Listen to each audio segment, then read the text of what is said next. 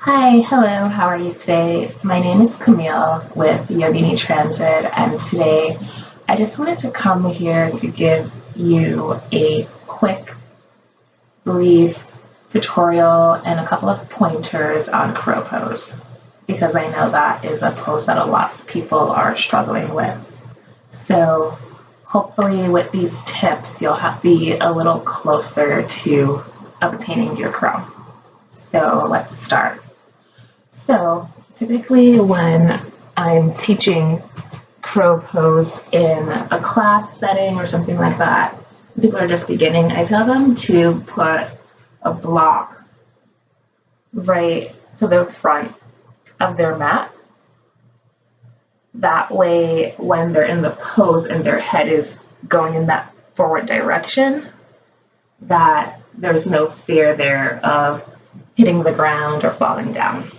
So let's do that to begin.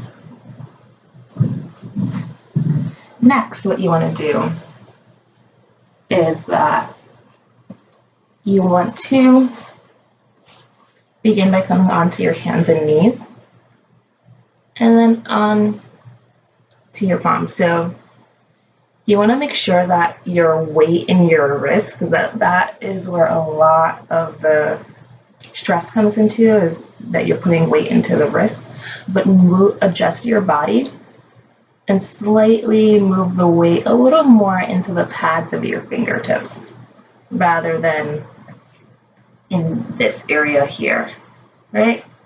So kind of on this area here where the pads of your fingertips are, and help and distribute the weight onto there rather than having so much force onto the back part of your palms. Okay, perfect. And then what we're going to do is we're going to come into a squat malasana position, and we're going to be up on our toes.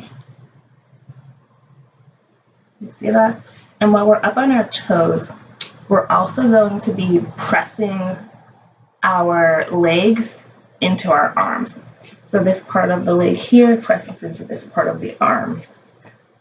And same on this side. And then vice versa as well, right? So you're pressing your legs into your arms, but you're also pressing your arms back into your legs. So you're creating this equal force of pressure in both directions, right? So we're up on our toes, we're pressing our arms into our legs into our arms, and then we begin to bend forward, right? So here's another thing. Pay attention to which direction your eyes are going, right? A lot of times people look down to the ground, and you shouldn't do that. You should more look out and forward, right?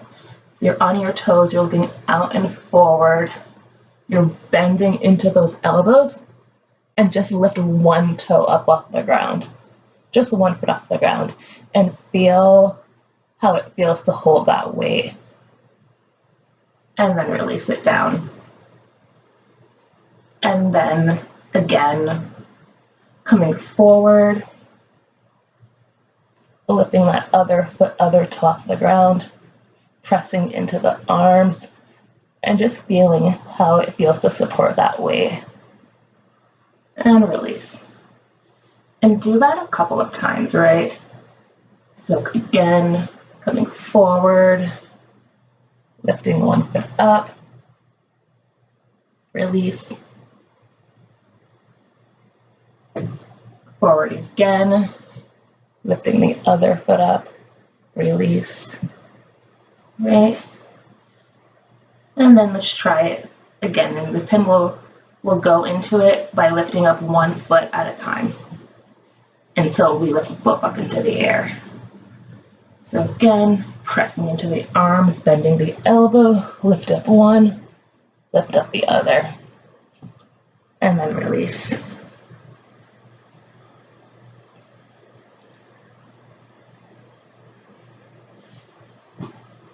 Let's try that again.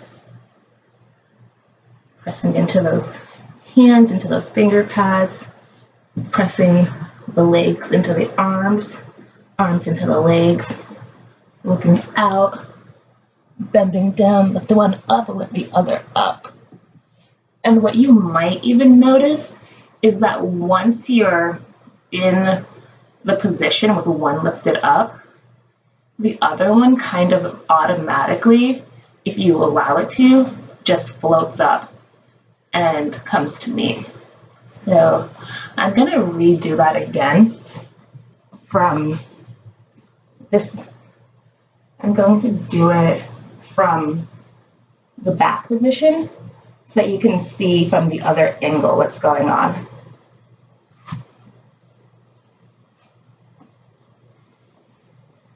So once again, you have your hands palms down onto the ground, fingers spread, pressing evenly into those finger pads, coming up onto the toes, pressing into the arms with the legs, vice versa, and then coming forward, bending the elbow, lifting up one toe,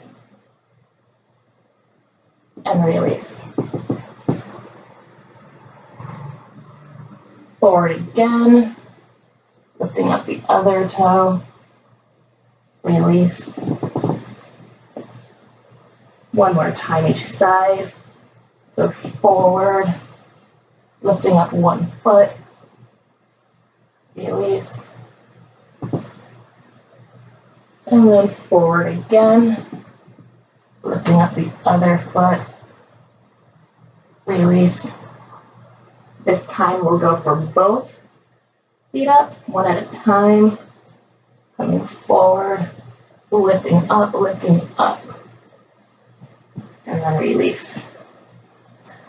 And then once you can do that, lifting one leg up at a time, as I lift my arms while I say that, lifting one leg up at a time, that should help you to get into your crow pose easier. So even if you practice, just the half and half sides for like a week, then next week come back to it and do the one foot up and then the other foot up, and then eventually you'll be able to do both up at the same time. Make sure that your core is engaged while you do it. And yeah, that's all. So hopefully this is helpful for you and you kick butt with your crow pose.